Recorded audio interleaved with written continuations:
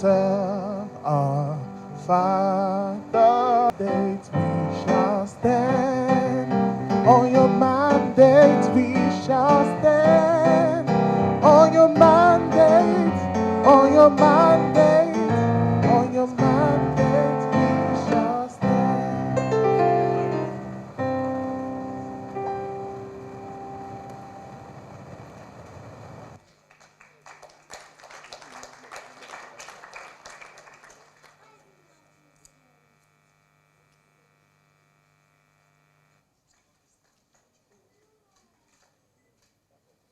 And that is the secretary. She's a doctor, she's a PhD student here, Hawa. Also in this hall, the Yoruba Progressive Associations are represented, led by Okwe, where are you? Okay, and the others, that's the leader. We also have the Global Calmness Social Welfare Association. You can see the table with the red cap. He's also Nigerian Citizen Welfare Association. The groups are represented here. And we have students, a whole lot of students in the hall. You're all very, and they came for this purpose. And they're doing great businesses in Nigeria, and they live in Nigeria. And well, we can do more later. We also have the New Delhi students, Momo James and your group. A lot of students here, you're all very welcome. And there's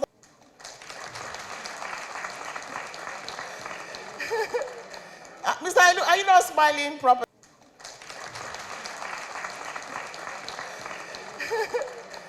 Mr. Ailu, are you not smiling properly? Not use their Naira debit card and. Thank you very much. I think you have raised some pertinent issues. One thing that Nigeria needs at this time for the economy to grow, given that the government funding, basically for oil revenue, is nationalism. There was even, at the time, vaccine nationalism. Himself comes and attends, and there are more than 5,000 to 10,000, and there's a special scheme. Those who bring this much of money, the government will give special incentive. So those kind of things, the government of now, when Mr. President is here, and our Honorable Minister of Finance and Minister of... Nigeria, people started doing things that they thought gave them the opportunity to live a meaningful life. For them to continue to exist, they needed talent. But now they have a policy that actually allow teachers from countries like Nigeria and Kenya to also migrate. And be slightly, that may have slight upper hand, we always have strong proposition.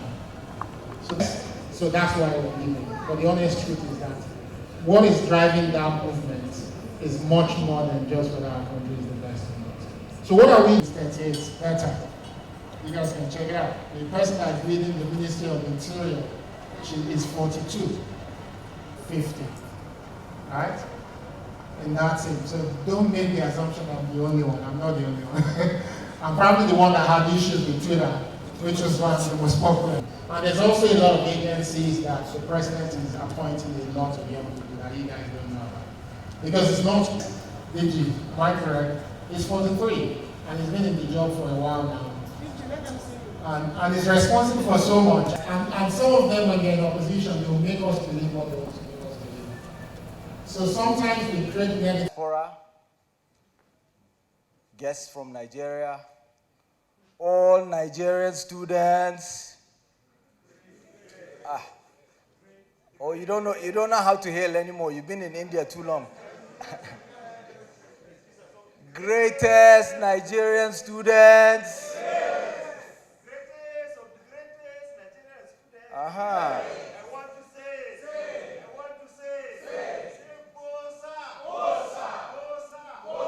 for Mr. President and his win last night. And we apologize for showing up late. All of us were up, monitoring with excitement, listening to the judgment. So I'm sure you'll appreciate why we're all a bit behind schedule today. So we thank you for your patience and your understanding. Now, this is a very, very important meeting for Mr. President because as he has mandated me, I am going to speak, because this was what, I don't know if you noticed, he was whispering to me when we were sitting next to each other. He said, I want you to come out here and explain what we have in store for the diaspora. And what we have in store for the diaspora, as far as foreign policy is concerned, it is one of the 4 Ds. We'll be talking about 4D diplomacy. So that the D, one of the Ds is diaspora, and it is focusing on, first and foremost, improving the quality of service that embassies are delivering for Nigerians living outside Nigeria. So our target is, under this administration, the issue of passport renewal is going to be a thing of the past. You won't have to wait for so long to have your passports renewed. And we crave for your understanding on that. Secondly, it is important to emphasize that you are the first point of contact between Nigeria and other countries. And that is why it is very important for you, as ambassadors of Nigeria, to project a very positive image of Nigeria. You can see what is happening with other countries, like Israel, for instance, where the Jewish diaspora is actually controlling the narrative, and they always put up a fight whenever anything negative is going to be projected on Israel. This is what really and truly that Nigerians need to be doing so that we'll be able to implement. Please, I urge you all to go and have a look at President Bola Ahmed Tinubu's 8-point agenda. The students, go and have a look at the Renewed Hope document. Go through it, dissect it, see what this administration has in store for Nigeria and Nigerians as a whole. And we need your support to be able to deliver. We can't do it alone. If all we continue to do is talk negatively about our country on social media and to other foreigners, then that is the image that they will have. I've served as an ambassador in another country. I'm not going to discuss it. But there's no country that does not have its own dirty linen. They don't go out there showing it to everybody. They cover, as they would say, their ashiri, or in Hausa, asiri. Somebody should tell me how to say that in Igbo also, so that I cover all 3 languages. It's important that we work together and we make sure that our ashiri is covered properly. I'm not going to take too long.